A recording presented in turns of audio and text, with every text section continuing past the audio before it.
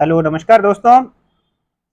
आज अपन राजस्थान में जो सेंट्रल गवर्नमेंट की और स्टेट गवर्नमेंट की जो हेल्थ स्कीम चल रही है उसके बारे में डिस्कस करेंगे। तो उसमें सबसे पहले अपन पढ़ेंगे जननी सुरक्षा योजना जेएसवाई। जननी सुरक्षा योजना जेएसवाई ये योजना कब लागू हुई थी? ये योजना 12 अप्रैल 2005 को लागू की गई थी और इस योजना का जो उद्देश्य था a safe motherhood intervention mean सुरक्षित मातृत्व। इस योजना का जो उद्देश्य था वो क्या था? सुरक्षित मातृत्व प्रदान करना। उसके लिए योजना 12 अप्रैल 2005 को गवर्नमेंट ऑफ इंडिया द्वारा स्पॉन्सर की गई थी। इस योजना ने किसको रिप्लेस किया था? दूसरा क्वेश्चन, इस योजना ने नेशनल मैटरनिटी बेनिफिट स्कीम को रिप्लेस किया था। इससे पहले जो चलती थी वो ये योजना थी नेशनल मैटरनिटी बेनिफिट स्कीम। इस योजना की जगह फिर जननी सुरक्षा योजना जेएसवाई लाया गया। ये 100% सेंट्रली स्पॉन्सर्ड है, मींस केंद्र सरकार की योजना है और सबसे बड़ी सब्सिडी स्कीम है, लार्जेस्ट केस सब्सिडी स्कीम है अपनी जेएसवाई योजना। और इसमें क्या होता है? Integrate case assistant with delivery and post delivery care. इसमें क्या होता है कि जो महिला है उसको डिलीवरी के दौरान और उसके साथ साथ आशा को भी इसमें पोस्ट डिलीवरी जो होता है केस बेनिफिट दिया जाता है इस योजना के अंतर्गत। और इस योजना के अंदर एक चीज और इंपॉर्टेंट है, वो क्या है? Pay for performance. क्या है? Pay for performance. Pay for performance का मतलब होता है कि payment to results, result oriented है। ये जो रिजल्ट्स मिलेगा उसके आधारित है। मींस रिजल्ट्स क्या होता है कि जैसे इंस्टीट्यूशनल डिलीवरी, इंस्टीट्यूशनल डिलीवरी जैसे कि महिला की डिलीवरी है वो हॉस्पिटल में इंस्टीट्यूट में कराई है तो ही इसका पैसा मिलेगा, या फिर गवर्नमेंट हॉस्पिटल तो है ही है, इसके अलावा प्राइवेट में भी अगर वो हॉस्पिटल जो कि इस योजना के लिए एंटाइटल किए गए हैं उन्हीं में बेनिफिट मिलेगा। प्राइवेट में कुछ हॉस्पिटल्स हैं जिनको एंटाइटल किया गया है, इस योजना के अंतर्गत लिया गया है, उसमें ये बेनिफिट मिलेगा। आशा अगर साथ में आती है डिलीवरी के दौरान तो उसको बेनिफिट मिलेगा। तो इसमें क्या है कि जो पेमेंट तभी मिलेगा जब रिजल्ट्स मिलेगा। तो ये पे फॉर परफॉर्मेंस बेस्ड स्कीम है। ये इसका जो विजन था, इसके विजन क्या है, उद्देश्य है, इसके जो दो मुख्य रूप से विजन थे, एक तो ये था to promote the institutional deliveries, संस्थागत प्रसव को बढ़ावा देना इस योजना का उद्देश्य था कि अगर हॉस्पिटल जाएंगे तो वहां डिलीवरी कराएंगे तो इस समय उनको पैसे मिलेंगे। पैसे के लालच में क्या होगा कि जो खर्चा होने वाला जो खर्चा होता है वो वापस मिल जाएगा, तो फिर क्या होंगे कि लोग होंगे वो हॉस्पिटल जाके डिलीवरी कराना प्रेफर करेंगे, इसलिए इस योजना को लाया गया था। दूसरा जो इसका लॉन्ग टर्म विजन ये था कि to reduce the overall maternal mortality ratio MMR और इन्फेंट मोर्टेलिटी रेट आईएमआर, दोनों को कम करना इसका उद्देश्य था। एमएमआर और आईएमआर आप जानते होंगे। एमएमआर जो है मैटरनल मोर्टेलिटी रेशियो का जो होता है मीन क्या होता है कि प्रेगनेंसी, डिलीवरी और डिलीवरी के बाद 42 दिन के भीतर अगर प्रेगनेंसी या डिलीवरी से संबंधित कारणों से किसी माता की मृत्यु होती है तो उसे मैटरनल मोर्टेलिटी कहते हैं। और रेशियो जो होता है वो 1 लाख जीवित जन्मों पर निकाल जाता है। मीन्स दिए गए अवधि में 1 लाख जीवित जन्मों पर गर्भावस्था, प्रसव और प्रसव के बाद 42 दिन के भीतर और गर्भावस्था और प्रसव संबंधी कारणों से होने वाली माता की मृत्यु दर को एमएमआर कहते हैं। और इन्फेंट मोर्टेलिटी रेट क्या होता है कि 1 वर्ष से कम आयु के, मीन्स 1 वर्ष तक के, 0 से 1 वर्ष की आयु तक के 1000 जीवित जन्मों पर होने वाले शिशुओं की मृत्यु होती है, वो इन्फेंट मोर्टेलिटी रेट कहलाती है। तो इन दोनों को ओवरऑल कम करना क्या था, विजन था इसका। हम एमएमआर को, आईएमआर को, इन सारे जो हमारे वाइटल स्टैटिक्स हैं इनको अलग से एक क्लास में डिस्कस करेंगे और जो करंट रेशियो चल रहे हैं, करंट रेट चल रही है, उसके बारे में बात करेंगे। तो ये दो इसके मुख्य उद्देश्य थे। इनमें से क्वेश्चन बन सकता है आपका कि इसको योजना को लाने के पीछे क्या पर्पस था। देन इसके बेनिफिशियरीज कौन है, किसको फायदा मिलता है? इसमें जो हमारे लो परफॉर्मिंग स्टेट्स हैं, मीन्स लो परफॉर्मिंग स्टेट्स हैं, वो टोटल 10 स्टेट्स हैं, ठीक है। 10 स्टेट के अंदर क्या मिलता है कि हर एक महिला को इसका फायदा मिलता है, जो डिलीवरी कराने हर एक प्रेग्नेंट वीमेन को इसका फायदा मिलता है। कोई एज लिमिट नहीं है, कोई एज लिमिट नहीं है। अगर कोई 19 साल से पहले की गर्भवती महिला है तब भी उसको मिलेगा। इररिस्पेक्टिव बर्थ ऑर्डर, मीन्स कोई सा भी बच्चा है, पहला, दूसरा, तीसरा, चौथा, मीन्स इसमें वो भी कोई बैन नहीं है कि बच्चे कितने हैं संख्या पे, उसके आधार पे भी कोई रोक नहीं है। और रूरल और अर्बन दोनों एरिया में ये चालू है। तो ये एलपीएस में जो राजस्थान है हमारा लो परफॉर्मिंग स्टेट्स में आता है, और इस स्टेट्स के में जो ये सारी चीजें हैं उन सबको ये ऑल प्रेग्नेंट वीमेंस जो है उनको ये फायदा मिलता है। और जो हाई परफॉर्मिंग स्टेट्स हैं इसमें पहली शर्त यह है कि महिला की जो प्रेग्नेंट वीमेन है जो डिलीवरी के लिए आई है उसकी एज है वो 19 साल या उससे ज्यादा होनी चाहिए, पहली शर्त। दूसरी किसको मिलता है कि जो एससी एसटी और बीपीएल प्रेग्नेंट वीमेन है केवल उन्हीं को मिलता है ये फायदा। ये हाई परफॉर्मिंग स्टेट्स के अंदर है, राजस्थान लो परफॉर्मिंग में। तो राजस्थान में तो सभी प्रेग्नेंट महिलाओं के लिए जो डिलीवरी के लिए आई है उन सबको फायदा मिलेगा, इसका बेनिफिट मिलेगा।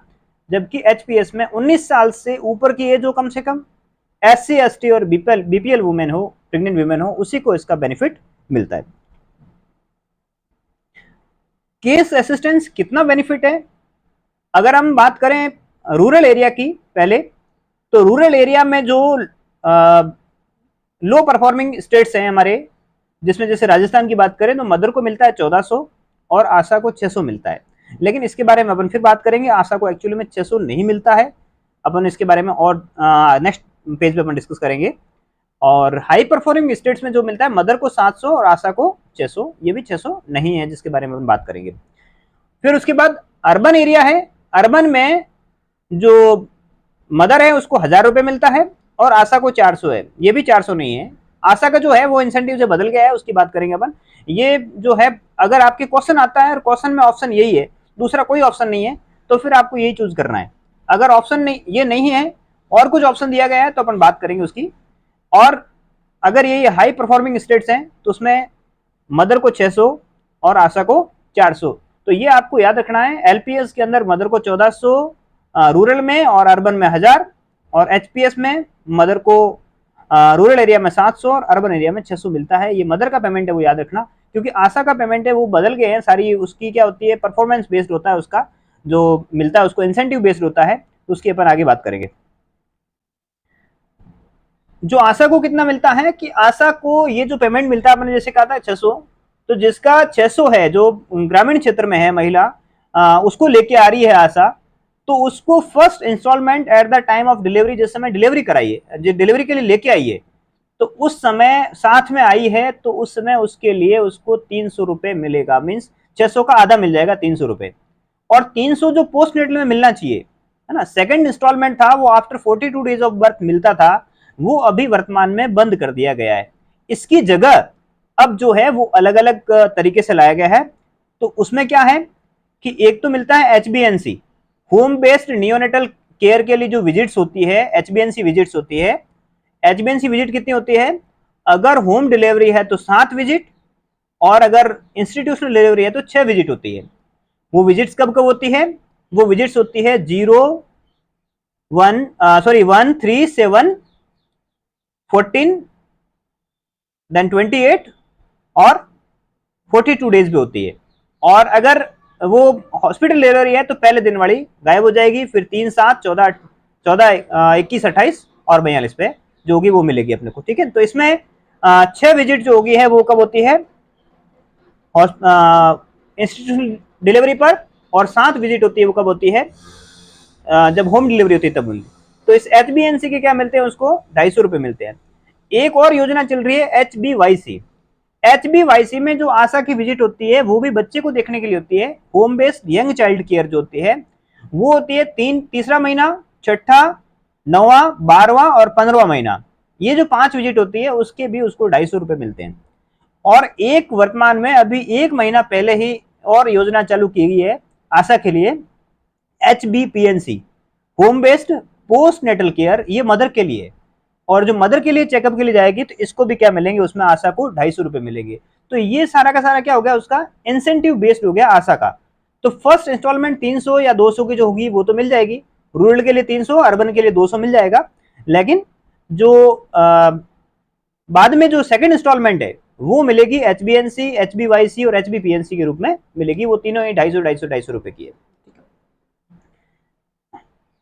नेक्स्ट अगला जो प्रोग्राम है वो कौन सा है, जननी शिशु सुरक्षा कार्यक्रम, JSS की। जननी शिशु सुरक्षा जो कार्यक्रम है वो कब चालू किया गया था, ये चालू किया गया था 1 जून 2011 को। ये भी गवर्नमेंट ऑफ इंडिया की का प्रोग्राम है। 1 जून 2011 को ये प्रोग्राम लॉन्च किया गया था। इसके लाभार्थी कौन है, प्रेग्नेंट वीमेन, पोस्टनेटल मदर और infant up to 1 year of age. ये याद रखना, इसमें इन्फेंट जो पहले नियोनेट्स था 30 दिन तक का, अब इन्होंने बढ़ा के क्या कर लिया, इसको इन्फेंट को 1 साल तक की एज में इसमें शामिल कर लिया गया है। तो ये अपने को ध्यान में रखना है, इसमें तीनों जो बेनिफिशियरी है वो याद रखना है, प्रेग्नेंट वीमन, पोस्टनेटल मदर जो है 48 घंटे तक, और उसके बाद infant up to 1 year of age है उसको शामिल किया गया। इसमें क्या क्या चीजें फ्री मिलती है, अगर हम प्रेग्नेंट वीमन की बात करें तो इसको फ्री एंड केसलेस डिलीवरी होती है, फ्री मीन्स कोई खर्चा नहीं लगेगा, अगर सिजेरियन सेक्शन है वो भी फ्री, सारी दवाइयाँ फ्री होगी, सारे डायग्नोसिस जो हैं वो फ्री होंगे, डाइट जब तक हॉस्पिटल में रहेंगे तब तक फ्री मिलेगी, ब्लड की जरूरत है वो फ्री मिलेगा, कोई भी यूजर चार्जेज है उससे छूट है, किसी प्रकार की कोई चार्ज नहीं लगेगा, फ्री ट्रांसपोर्टेशन होता है from home to health institute, जो महिला डिलीवरी के लिए आई है उसको ट्रांसपोर्टेशन का पैसा भी मिलता है अगर वो अपना खुद का व्हीकल्स करके आए हैं तो। Free transportation between facilities in case of referral, अगर रेफर हुए हैं तब भी फ्री होगा, और घर वापस इंस्टीट्यूट से 48 घंटे बाद घर छोड़ा जाता है तब भी फ्री होगा। तो ये सारी चीजें जो है प्रेग्नेंट वीमेन के लिए सारी इस योजना के तहत फ्री है। देन हम इन्फेंट की बात करें उसके लिए क्या क्या है फ्री एंटाइटलमेंट, तो उसका ट्रीटमेंट फ्री है, दवाइयाँ फ्री है, डायग्नोसिस फ्री है, ब्लड फ्री है, कोई यूजर चार्जेस नहीं है, और फ्री ट्रांसपोर्टेशन है home to health institute between institute और वापस इंस्टीट्यूट से घर तक। तो ये सारा ट्रांसपोर्टेशन भी क्या है, फ्री है, मीन्स घर से इंस्टीट्यूट गए या इंस्टीट्यूट से इंस्टीट्यूट के बीच में गए या इंस्टीट्यूट से वापस घर आए, 1 साल के बच्चे के लिए वहां पर ट्रांसपोर्टेशन भी फ्री है। तो ये जेएसएस के अंतर्गत आता है।